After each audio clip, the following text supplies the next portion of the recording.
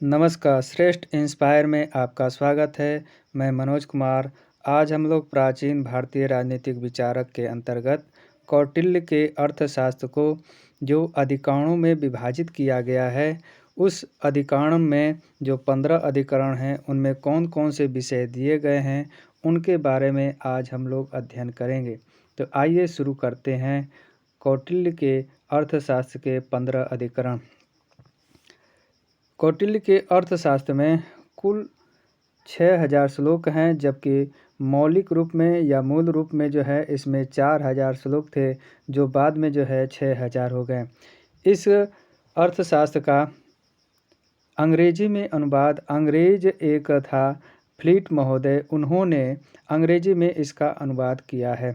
कौटिल्य के अर्थशास्त्र को 15 अधिकरणों में विभाजित किया गया है, जिसमें पहले से लेकर और 5वें तक के अधिकरण में जो है राज्य के आंतरिक प्रशासन से संबंधित यह संबंधित है। राज्य के आंतरिक प्रशासन से संबंधित है पहला और 5वां, यानी कि पहले से लेकर 5वें तक राज्य के आंतरिक प्रशासन से संबंधित है, जबकि 6वें से लेकर 13वें तक वैदेशिक नीति या संबंध से संबंधित है और 14वां 15वां जो है आपका अन्य विषयों से संबंधित है। तो आइए देखते हैं कि इसमें कौन से अधिकरण में कौन सा विषय जो है दिया गया है। जिसमें पहले में राजस्व संबंधी विषय का उल्लेख किया गया है, वर्णन किया गया है। राजस्व जो है किसी भी राज व्यवस्था के लिए या उसके संचालन के लिए बहुत ही महत्वपूर्ण होता है, इसलिए कौटिल्य ने राजस्व को पहले अधिकरण में रखा है।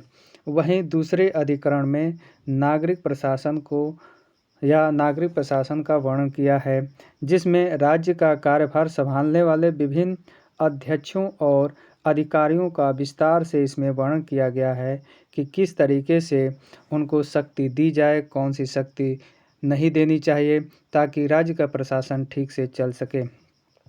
तीसरे और चौथे अधिकरण में जो है न्याय प्रशासन से संबंधित है। तीसरे अधिकरण में 17 प्रकार के कानूनों का भी वर्णन है।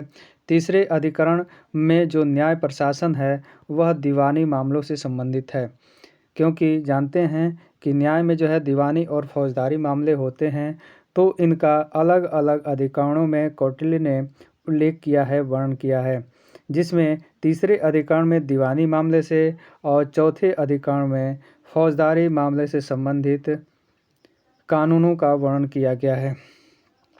वहीं 5वें अधिकरण में कौटिल्य ने आबकारी जो मंत्री होते हैं उनसे बचने के लिए कर विधान एवं कोष में धन संग्रह की विधियों का विवेचन किया गया है, या आबकारी जो मंत्री होते हैं उनसे किस तरीके से बचें तथा कर विधान एवं कोष में धन संग्रह की विधियों का किस तरह से संग्रह किया जाए, इन सब के बारे में अधिकरण 5 में दिया गया है।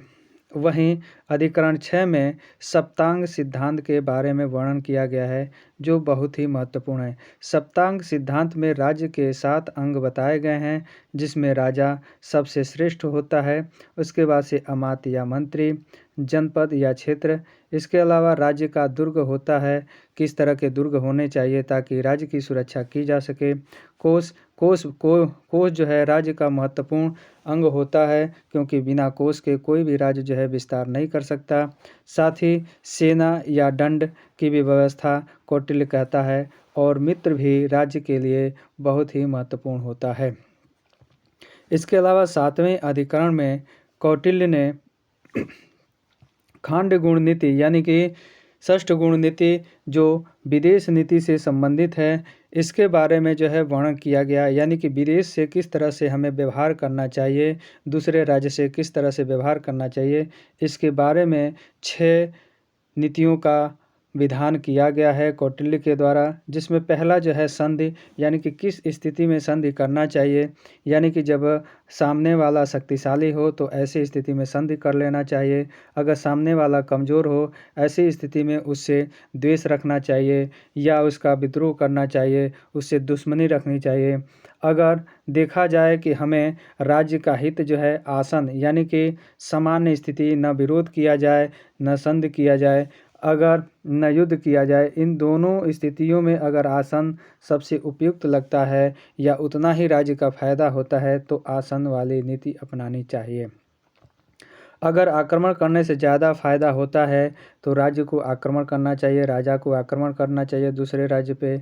और अगर सामने वाला राजा जो है शक्तिशाली है तो अपने से शक्तिशाली राजा के यहाँ संश्रय लेना चाहिए। अगर शक्तिशाली राजा नहीं मिलता है तो ऐसी स्थिति में शत्रु के पक्ष या शत्रु के राज्य में ही शरण लेना चाहिए।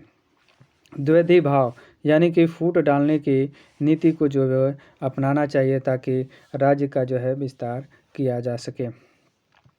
8वें अधिकरण में कौटिल्य ने शिकार, जुआ, स्त्री, शराब, आग, पानी आदि द्वारा राजा को कैसी कैसी विपत्तियों का सामना करना पड़ता है, इन सभी के बारे में जो है वर्णन किया गया है अच्छे तरीके से, ताकि राजा जो है इन चीज़ों पे ध्यान देकर वह बचे और बच के जो है एक शक्तिशाली राजा बन सकता है। 9वें अधिकरण में कौटिल्य ने युद्ध का वर्णन किया है। आइए अब देखते हैं 10वें अधिकरण में।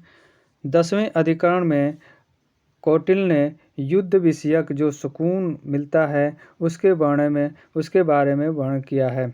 इसके अलावा 11वें अधिकरण में स्त्री द्वारा शत्रु विनाश का वर्णन किया गया है।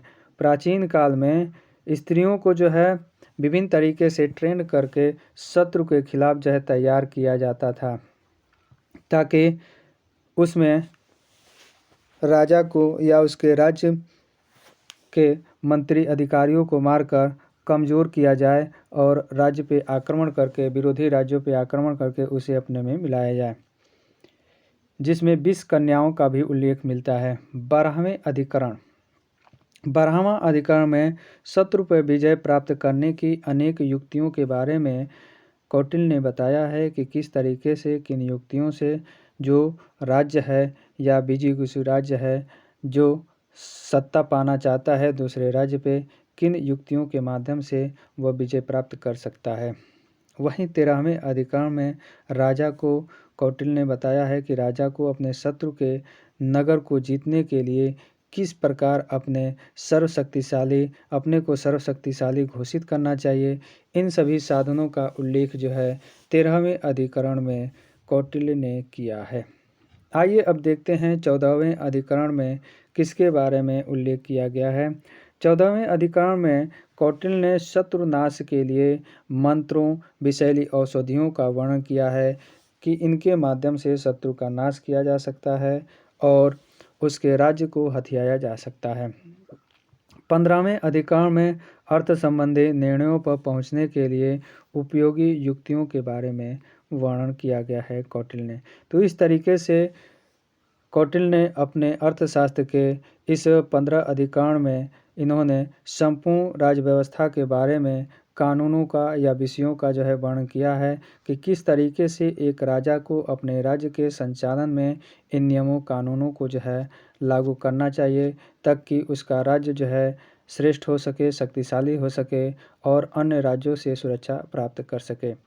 तो इस तरीके से ये आज का वीडियो यहीं पे समाप्त होता है। मेरे वीडियो को लाइक कर दीजिए, शेयर कर दीजिए और मेरे चैनल को सब्सक्राइब कर दीजिए। नमस्कार।